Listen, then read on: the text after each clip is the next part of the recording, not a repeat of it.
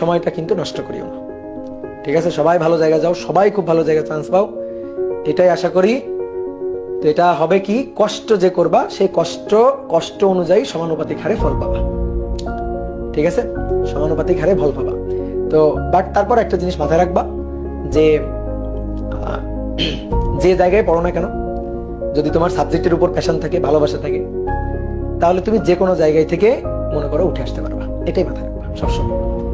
মানুষের প্যাশনের উপরে কিছু নাই, মানুষের প্যাশন, মানুষের একটা সাবজেক্টের উপরে ভালোবাসা, যে কোনো একটা ফিল্ডের উপরে একটা ভালোবাসা, আগ্রহ, এর উপরে আর কিছু নেই। তোমার যে কোনো একটা বিষয়ের উপর মাথা নষ্ট করা প্যাশন থাকতে হবে। ঠিক আছে, যেমন মনে করো যে আমি আমার কথাই বলি, ধরো পড়ানো, এই পড়ানো আমার একটা প্যাশন। এই পড়ানোর উপর একটা মাথা নষ্ট করা প্যাশন ছিল একসময়।